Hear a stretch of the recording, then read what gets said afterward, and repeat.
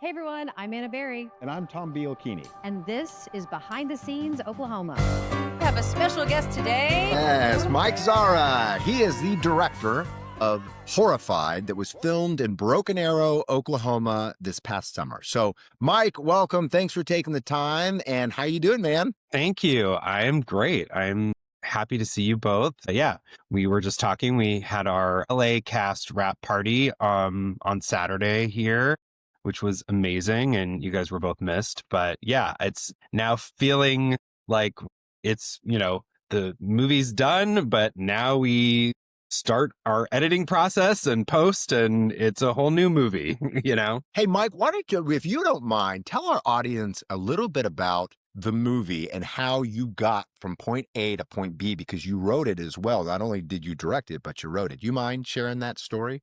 Yeah. So Horrified is, I'll just give you the little sort of log line, but basically it's about a down on her luck scream queen played by Julie Benz who goes to a horror convention in a small town in Oklahoma where somebody dressed up like the killer from her franchise starts targeting and stalking and potentially, killing celebrities and fans at the convention. And she has to kind of become a final girl in real life. And it's a story about addiction. It's a story about escaping our past, skeletons in order to kind of come on to the other side in a positive light. So yeah, that's sort of the log line. But I wrote this script originally 12 years ago.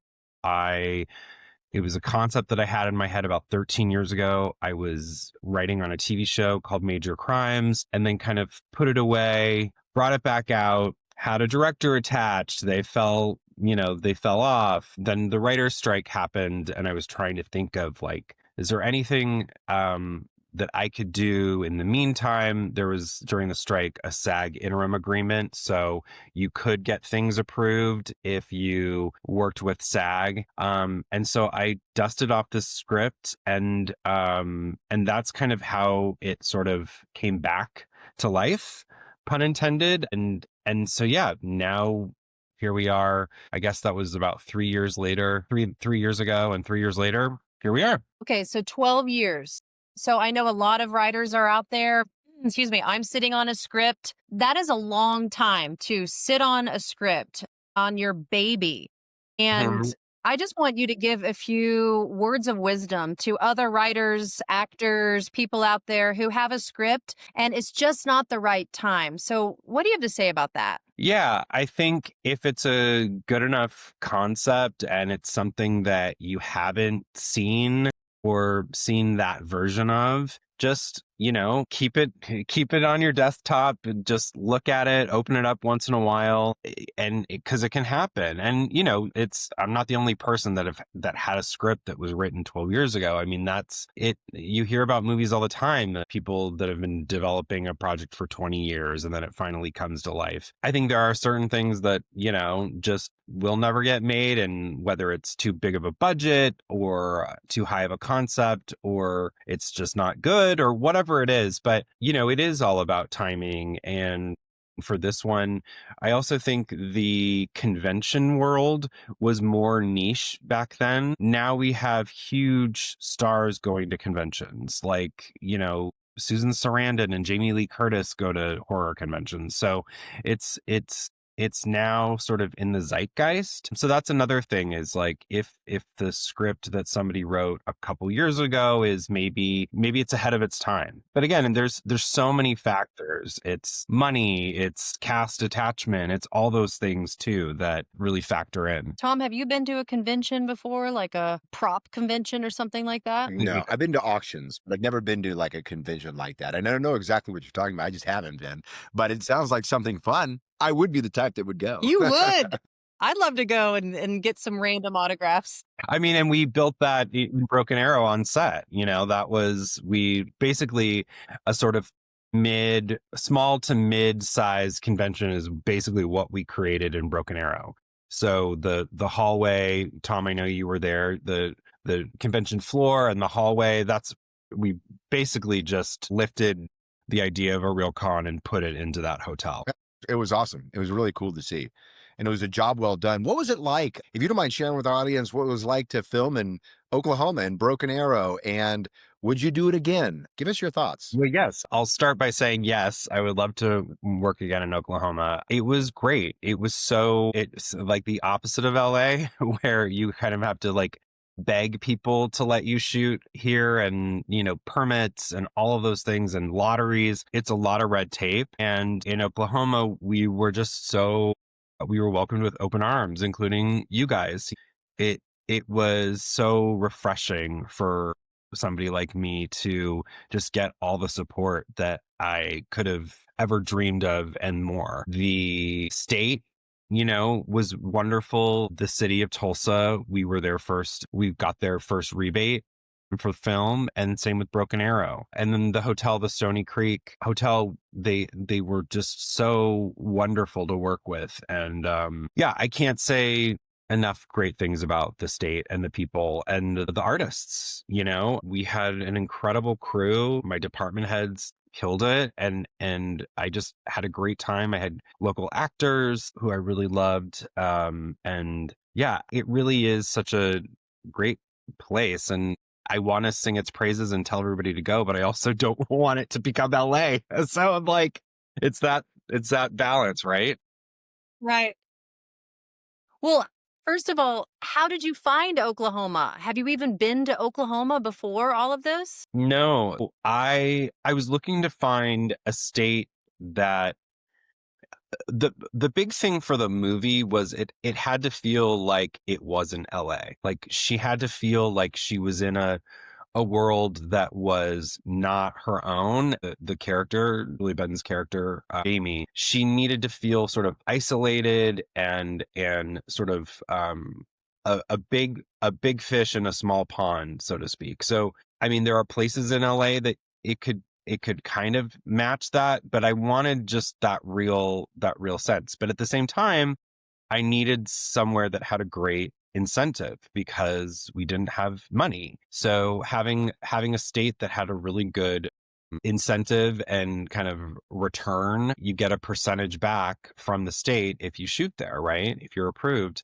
So that was a big factor. And then I was looking at Kentucky, that got oversaturated. And then I was talking to Allison Dunbar, who's Ron Perlman's wife. Allison's in the movie, and so is Ron. And she had mentioned her friend Rachel, who you guys know, Rachel Cannon. And Rachel introduced me to Randy Wayne and Talia Bella from Rebellion. And that's kind of how it all kind of happened. And then another friend of mine recommended Rachel to me, Andy Sipes, who's in Oklahoma now, but he's from LA and an animator. So I had like all these different people. And then the Art of Elysium, our fiscal sponsor, who's our charity partner, and I can tell you a little bit about that. They recommended Talia because they had worked with Talia previously when Talia was in LA. So it was this weird, like, universe sort of telling me to go to Oklahoma. So I went. Yeah. I love that. So instead of 6 degrees of Kevin Bacon, it's 6 degrees of Rachel Cannon. It's 6 degrees of Rachel Cannon. And then for like the other stuff, like the acting and connecting people, is the 6 degrees of Busy Phillips. There's so many people involved in this movie, and from my past, that are because I've known Busy since I was 15. Like basically Jason Bear, who's in the movie, I met him 25 years ago through Busy. And the woman who cuts my hair, whose name is Jamie, she cuts Julie Benz's hair, and that's how I met Julie Benz. So it's like it's this weird, it's Rachel Cannon, Busy Phillips. It's great. Well, that's the magic of filmmaking. When it's meant to happen, it will come together. Yeah, hey, Mike, just briefly. Yeah. Oh, go ahead, please. No, I was just going to say, this project's basically 25 years in the making, because that's how long I've been in LA. And like literally I should put together, like the sort of crime board from Homeland with all the different sort of people and strings that connect in this film. It's kind of unbelievable. I should, once I'm done editing, like sit down and really go through it. But so many people that made this movie happen were just people from all different walks of life in my life. What were we going to say? Very cool. Very personal to you, especially since you wrote it. So, hey, briefly, would you mind talking to us, just touch upon how many people were employed in the state of Oklahoma on your set and for how long? It just matters to the state, and that's why I was curious. Yeah. Randy would have like this specific number. I think it was around Roughly. 60 crew, but then when you factor in the extras, like I'd say like 400 people. 400 or 500 people total. We had a couple of big extra days where we had 200 people. And then the shoot was 15, days, but that doesn't factor in prep. So, and post. So I would say about 2 months, 2.5 months, and 500 people. So, and then of course, we utilize the hotels, we utilize the restaurants. We had a bunch of like different group outings where like, Busy and Julie and I, we all went to Tina's for dinner, and then our crew showed up and, we all kind of hung out. Like, so we really, and that was another thing, is I really tried to like promote the city and like some of the restaurants. And we got generous donations from certain companies, like Inheritance Juicery brought smoothies and juices one day to set, and Cherry and Bark brought ice cream. So there was a lot of like, there's just such a great sense of community there that I was, just so thrilled about. This is what we do really well here in Tulsa. We rally, Oklahoma City, I'm sure too, but specifically Tulsa. We rally together when someone's coming in with a project, and we want to show you our best. It's like our finest, our best, and we want to just give it all to you. Go away saying that was fantastic. Tulsa is so much more than what some people might think. So, Mike, let me ask you this. What did you think Oklahoma was going to be when you kind of said, well, gosh, I have to check out Oklahoma? Did you have some preconceived notions about it? I mean, I'm from Arizona, so I'm from a place where, people can stereotype or punch down. So I really didn't have too many preconceived notions. I guess I didn't. I think I was surprised by the skill that is there, you know what I mean? Because it's not a huge market yet, right? So, and there are people there like our special effects makeup artist, Tate, he's from Tulsa. He's a world-class, artist. And he's there because he's from there and his family's there and he wants to make more movies there. So, like, there are people like that because of family that they're living there, but also because there's more films getting made there. But yeah, I really didn't know what to expect. I did like Google searches, you know what I mean? Like, and I guess I didn't realize how large and spread out Tulsa is. I mean, there's so many pockets, right? Like the Arts District and even Broken Arrow. I'm still not sure if Broken Arrow's its own city or it's just a town inside of Tulsa. It's like, I'm still confused by it. But there's just so Both. Do you guys know both? But that they're No, I mean, it depends on who you am. Right. Well, maybe we'll all figure it out one day. But there's the main street in Broken Arrow, and yeah, it's just so spread out and diverse. Like that was another thing. The diversity, I was nervous about, and I was really blown away about like the inclusiveness and all of that. So, and all the various communities there. So yeah, it was Yay. Really special. And yeah, if there's a Horrified 2, knock on some sort of wood somewhere, I'd love to shoot it there. I'd love to, make my next thing there. There's a way to, I come from TV. I mentioned that, like, I think there's enough infrastructure that,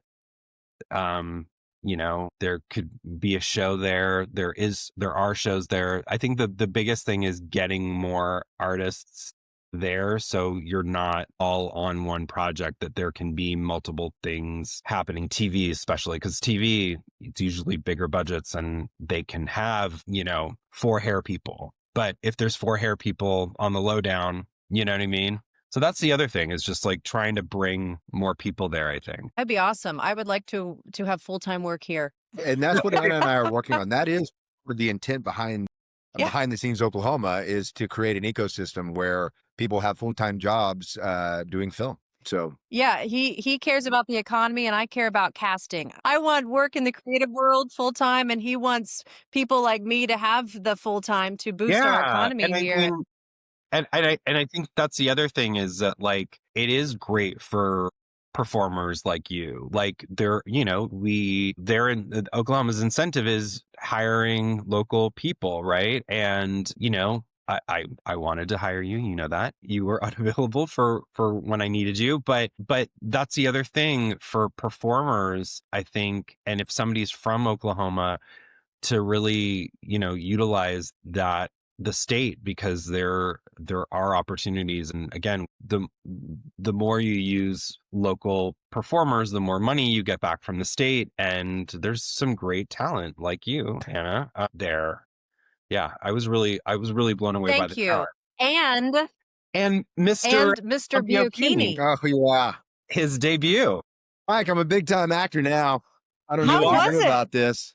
How was awesome. your first real acting role? For the audience, so they know, I played Deputy Franks, and this was my first time to ever be in a movie, and I've always wanted to be in a horror movie and die in a horror. And Mike was kind enough to allow that to happen. I only had a few lines, but it was super exciting. I thought it was interesting how intense it was, and not in a bad way, by the way. I thought your team, Mike, by the way, that's why I wrote you an email and to your team.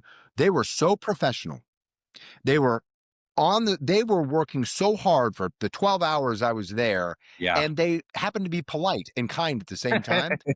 So really, really blown away by that. Yeah, I mean, it's interesting being thrown in front of professional actors and being like, okay, go. And you're sitting there going, well, I hope this is what the director's looking for. But anyways, it was super fun and I loved it. Yeah, you had 2 scenes, you got to work with some heavy hitters, and yeah, you held your own. I mean, you didn't seem nervous to me. And yeah, the particular night the big night, there was a lot of moving parts and a lot of people and a lot of stunts, and it was a little chaotic. And it was our first week. We basically did our first week like the heavy lifting of the entire movie, like the most kills. We had multiple kills in one day. Like, the schedule was insane, but that's just what we had to do for cast availability and stuff. But no, it was so fun to have you, and your enthusiasm is it's something that I like really appreciate, because I am just like you. Like, I'm just a fan, that's why we all get into this industry, I think, right? It's like because something about movies and TV, clicked with us as we were kids, and so for me to see that sort of excitement, that's how I was. And a couple of extras like messaged me on Instagram, just like saying how like happy I seemed and how like giddy I was. And it's true. It's not to be cheesy, but it is. It's like a dream come true to actually 12 years later get this thing made, and having people like you involved and really shepherding and supporting it's the only way this movie could have been made. You could have done it a lot of different ways, and I was really impressed watching you work. Really. I mean, again, obviously you're talented at what you do, but the kindness aspect really matters to me as well. And one other point I was going to say is that I really hope you make a part 2. I hope that I hope that Anna's in part 2, because she missed part 1.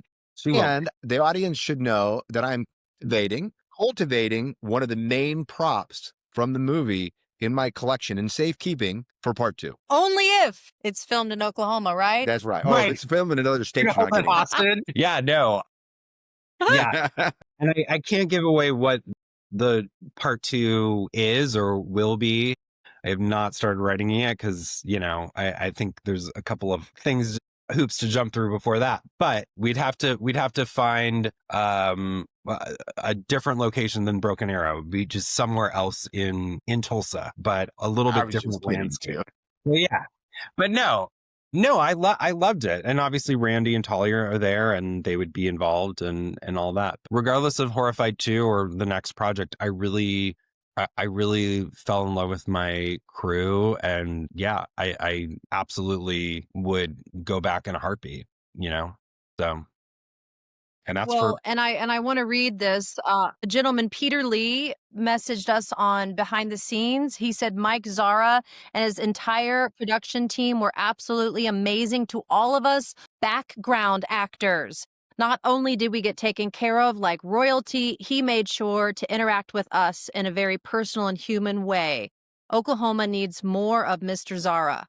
That's nice. that's very sweet. Okay, I've been a background actor before, and you're treated like cattle. I mean, even if you're a day player, like I've been a million times on big sets, big TV shows, and big movies, small little day player, people don't look at you. They give you crumbs, and it's hard to show up on set, especially Yeah. have a few lines because you're still a nobody next to somebody. So to be treated with kindness, with respect and support, you even said, Tom, that there were some people around, like Cody Mayo was like, hey, let me help. Like to have legit actors help out other actors. Yeah. Oh, I It's mean, super nice. I mean, never I'm got just- that in LA. I've seen this in business more. The leader, the CEO or the director always sets the stage, and Yeah. you did a marvelous job. I Thank mean, I you. obviously haven't seen the movie yet, but how you handled yourself from my perspective was really just Thank you. Great. Well, Anna, I too have been in background. I was an actor before I was a writer and now a director, and so I get it. But I think, yeah, I also have such a specific vision of like what I want. And so, yeah, I would go sort of pick who I wanted to kind of feature. There are people that are in costumes, that are in like literally like, troll masks and suits, you know what I mean? And so like, you want to make sure that they're taken care of, that there's water. And I'm sure my AD didn't love that I was, trying to get, because that's kind of their job to sort of deal with the background. But like, you want the certain energy, you want the excitement of a horror convention. So yeah. I mean, again, I also think it doesn't take much to be like a decent human, and yeah, but it's not like I was like, an angel every second. Films are very stressful, and, there's never enough money and never enough time. And so, but I did have to, like, I didn't even need to be reminded how like lucky I was to make this movie and to have all the support, like the fact that the background people were like excited to be there. And my mom was a background actor on one of the bigger scenes, and she was like saying how the people she talked to were so excited to be there because they're horror fans, right? And that they have background opportunities and horror movies in Tulsa, and definitely Broken Arrow. So, but yeah, that was very sweet of him to write that. I remember, I know who Peter is. I remember, and he was in our fish. He was one of the people in our fish monster costume, and he seemed to love it. So, Well, I know we're going to wrap up soon. I just have one more quick question for you. It was your directorial debut. What is the one takeaway? First time directing. What's the biggest lesson you learned? yeah, great question. Yeah. So, I mean, I've directed short films, totally different beast, right? Biggest takeaway is really treating each day like its own little film, and not to be overwhelmed by the grandness of it, really focusing on your work of that day, as opposed to stressing out about things to come, or did I not get enough of that the day before? That's kind of how I would, my biggest takeaway. The other thing that I would say is just really making sure that everything, every nook and cranny, every rock is turned over. There are so many eyeballs on a set, but you have to be sort of the one with the clearest vision, and making sure that nothing becomes, falls through the cracks, basically. Lost. Lost. Yeah. So that was Okay. it. That was the other thing. But yeah, I mean, it really, again, I come from TV, so I kind of treated it like, oh, this is like 2 episodes of a TV show that I would be producing, that's how, like, and now editing, I'm like, okay, it's like 2 episodes, and I just put them together, and they're cohesive, because I think it is overwhelming, especially being your first time. But I don't know, to be completely honest, I don't think I've ever felt more like relaxed and like feeling like I was doing what I was supposed to be doing.